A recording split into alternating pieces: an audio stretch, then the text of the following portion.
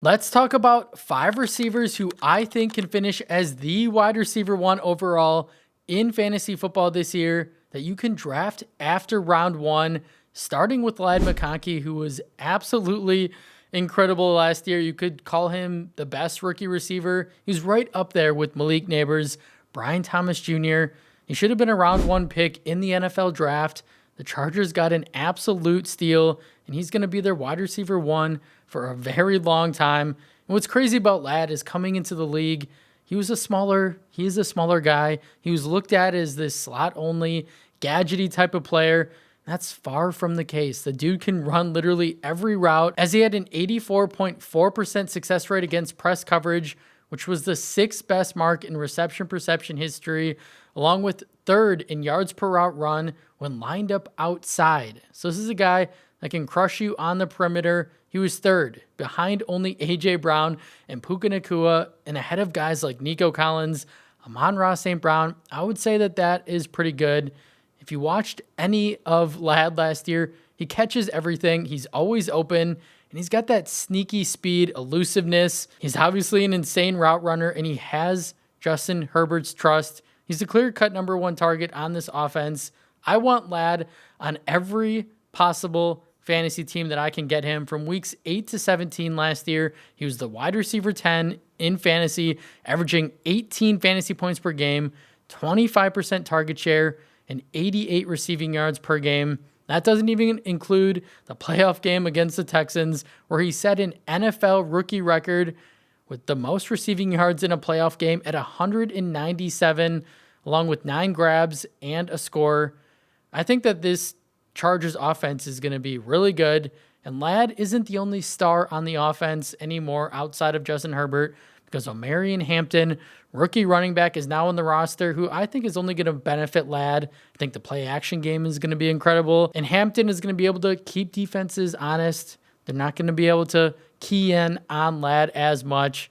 I love Hampton, as you guys know. I think this is going to be an elite Chargers offense. You have a top 10 quarterback in Justin Herbert, a strong offensive line that features Joe Alt, Rashawn Slater, that just got that huge contract, and then they brought in Mekhi Becton, who's an absolute house, over from Philadelphia. And Ladd is going to thrive in this environment. Even if they run the football a little bit more with Hampton, I don't think it's going to matter. He's a wide receiver 11 right now, round 2 ADP, an absolute easy pick to make for a guy that has wide receiver 1 overall upside. He will be a first-round pick in fantasy football after this year. All right, moving on to our next guy, Brian Thomas Jr., another guy who exploded in his rookie year in a not so great situation. We know Trevor Lawrence missed 7 games. Doug Peterson, offensive coordinator Press Taylor, just didn't really do a good job of scheming up Thomas. I think this offense as a whole, this offensive environment as a whole, could have been a lot better. And then on top of that, he had Mac Jones throwing him the football, Mac Jones, for the final 10 games. It didn't matter, though. 87 receptions on the year, over 1,200 yards, and 10 touchdowns. That is phenomenal. And they didn't really even unleash Brian until week 9, where he saw a 97% snap share. And from week 11 on, he averaged 93% route participation, 30% target share, 2.7 yards per route run, which was 4th among receivers. He was the wide receiver 3 over that stretch, averaging 21.5 fantasy points per game. And that was all while playing through a pretty painful chest injury that he suffered week 8 against the Packers. We know this offense lost a lot of pieces. Christian Kirk, Evan Ingram, Gabe Davis, they're all gone. So 153 vacated targets are up for grabs. Jacksonville traded up, as we know, to get wide receiver / cornerback Travis Hunter 2nd overall. I think Hunter's going to only be a good thing for this offense, for Thomas. He's going to help open up the field. Hunter probably going to be playing on the perimeter. I think Thomas is going to be moved more into the slot in this new Liam Cohen offense, who promised that he is going to run this offense through Brian Thomas Jr., move him all around the field, get him open in space, and he's going to be coming out of the slot a lot, which we talk about often on this channel, that is a cheat code for receivers. I'm hoping Travis Hunter takes some of the attention off of Brian and allows him to just eat in the middle of the field. I do worry about the overall talent consistency of Trevor Lawrence because let's be honest, first overall pick not that long ago has not lived up to expectations. When he was coming into the league, his expectations were so high and he hasn't really been that great. But I will tell you this, he's a better quarterback than Mac Jones is, and we know the talent that T-Law has. I do believe he's a talented player. He's still very young. He's coachable. And you could argue that head coach Liam Cohen is the best offensive mind that Trevor Lawrence has ever worked with. And heck, Liam Cohen helped Baker Mayfield throw for 41 touchdowns and 4,500 passing yards last year. Baker Mayfield is a much better quarterback than people thought a couple years ago. But that in itself, putting up those type of numbers is really impressive. So I do have confidence in Lawrence to have a career year in 2025 if he can stay healthy. And if he does, he's going to pepper Thomas with a ton of targets. This is the guy you can get outside of round one who could easily finish as the wide receiver 1 overall in fantasy football this year. Moving on to our next guy, Drake London. How is this man not a round 1 pick? Like, after the season he just had, what more does he need to prove to people? I mean, we're glad he's not a round 1 pick. I'll take the discount. But what more do people need to see? I mean, he set career highs across the board, finished as the wide receiver 5 in total fantasy points, and that was despite playing with Kirk Cousins, who was coming off that Achilles, who didn't look that good, who's not even starting this year, which tells you that he was pretty bad last year. But it didn't matter. Drake London was always destined to be a really good receiver. He was just in a bad offense previous years. He had to deal with Arthur Smith's antics. But offensive coordinator Zach Robinson last year did amazing things for London's game as his slot rate increased from 18.6% in 2023 to 39.6% last year, resulting in the second highest average depth of target from the slot, 2.57 yards per route run, which was first in the NFL, along with ranking top 3 in PFF grade behind only Nico Collins and Puka Nacua. And on top of that, Drake London, we know, big receiver. He's a red zone threat. I think he scores a ton of touchdowns this year. London saw 23 red zone targets last year, which was third among receivers, first in red zone target rate over the past 3 seasons. And when you have numbers like that, that is a strong indicator for future success, because if it hits, if he starts catching more of those touchdowns, he could blow up like a Jamar Chase type of year and have 12, 15 plus receiving touchdowns. And then you bring Michael Penix Jr. into the mix, who I love at quarterback. I know we haven't seen a ton from him, but I think he's going to be a really good quarterback in this league. And the small sample size that we got last year in those 3 games, Drake London went crazy. He averaged 23 fantasy points per game, 34% target share, along with a 40 burger in week 18.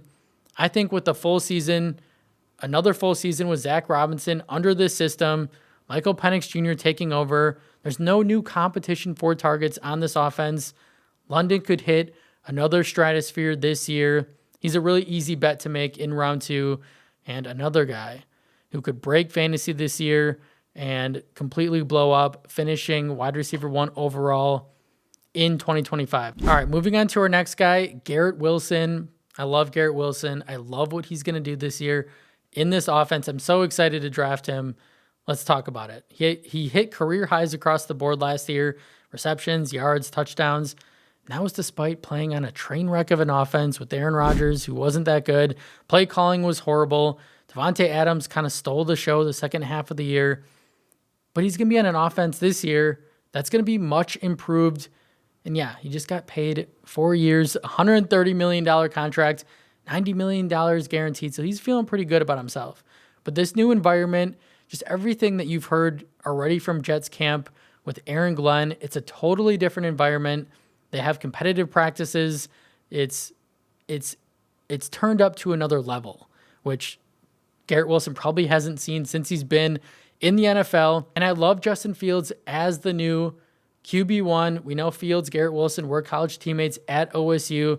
They already have that chemistry, that built-in rapport. That matters a lot more than you think it does. If you don't think Justin Fields is a good quarterback, that's fine.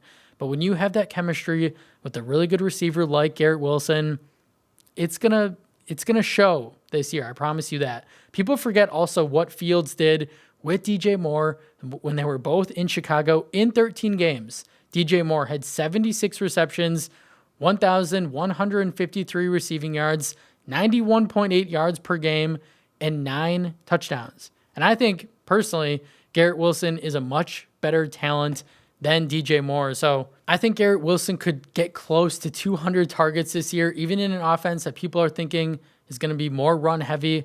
I think it's going to be pretty neutral, to be honest. And Wilson could be used in the Amon-Ra St. Brown role. As we know, Tanner Eggstrand, the new offensive coordinator, was formerly with Detroit as the pass game coordinator.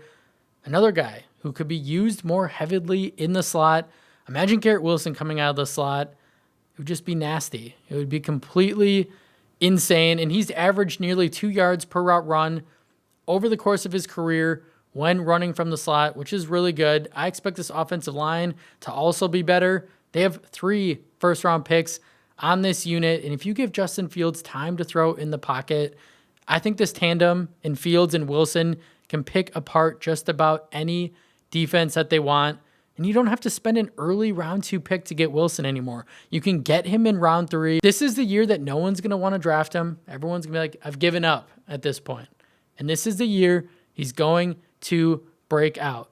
The offense that he's in, the system, the new offensive coordinator, the quarterback, everything. The limited competition for targets. I think Wilson is set up to absolutely explode this year. And moving on to my final guy, Tyreek Hill, who I think has one monster season left in the tank. Last year, what happened, if you really look at it, it wasn't his fault. He had that wrist injury. There was reports that he was dealing with an ankle injury. Tua, once again, gets hurt, misses 6 games total. 9 PPR points per game without Tua on the field. Tyreek Hill averaged 14.9 PPR points when Tua was playing.